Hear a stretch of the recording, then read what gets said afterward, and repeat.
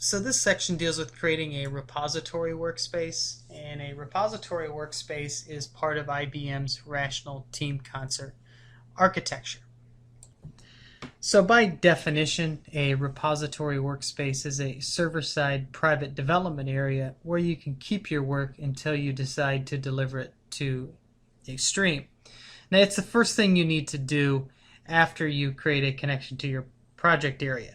You have to use a repository workspace to get source code or artifacts to and from the stream.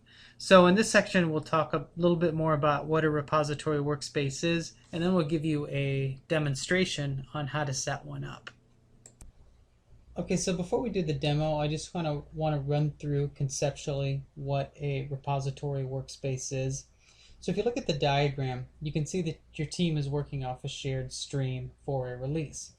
You have a local sandbox, which is the Eclipse workspace, and you need to create a repository workspace that flows to the stream. The arrows to and from the repository workspace indicate that in order for files to go from the stream into the local sandbox, they have to pass through the repository workspace, and vice versa. In order for files to go from the sandbox to the stream, they also have to pass through the repository workspace.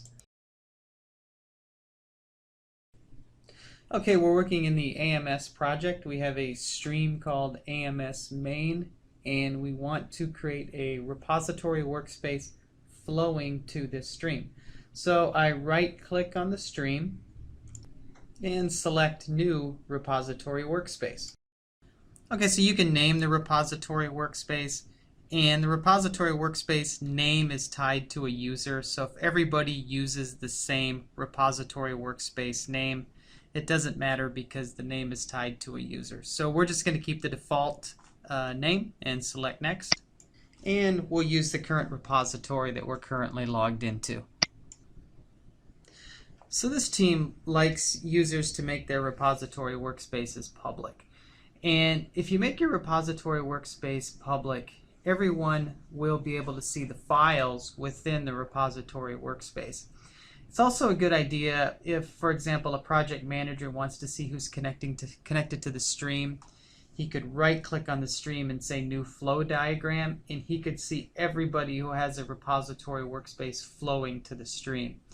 Another example where you might want to do this is, let's say I've got two members, and member 1 needs to be able to see the files in the repository workspace of team member 2, because they're both working on a similar feature, and they may want to integrate their changes, test their changes before they deliver those changes to the stream. So by having a public repository workspace, a team member can actually go in and see the files of another team member, perform any type of integration, test it locally before delivering to the stream. Also, by making a repository workspace public, the repository workspace will appear in any search results. So in this case, we're going to select public and select Next. And before you say finish, you do have the option whether or not you want to load the repository. If you load the repository, it will actually take the files and put those into your local sandbox. So we're going to check that and say finish. Okay, now we're prompted with the section on loading the repository workspace. And there's different ways we can load the repository workspace. The first option is find and load Eclipse projects. And this is really two distinct operations. Loading the files from the repository workspace onto the local disk, and then importing those files into the Eclipse workspace as Eclipse projects. So if you're working with Eclipse projects, folders that have the .project file at the root directory, this is what you want to use.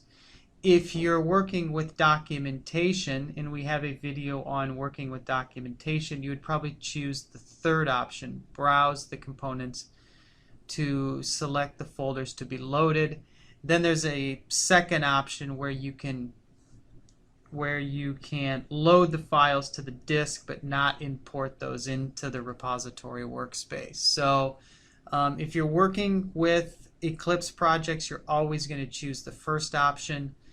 If you're working with documentation solely, you may want to use the third option. And we do have a video on documentation with the RTC Eclipse client. But in this case, I'm going to select Find and Load Eclipse Projects. And you're going to be asked to specify what component do you want to load into the repository workspace. Remember, a stream can have more than one component. And if there's a component for documentation and a component for Java, and you're only working the Java component, you may not want to load the documentation component. So select the component that you want to load, say Finish. So now in the Java perspective, I can actually see that this Eclipse project has been loaded into my Package Explorer view. And one other thing to point out, notice that the component icon under the repository workspace is a solid color, meaning that the repository workspace is loaded. I have the files in my repository workspace and on my file system.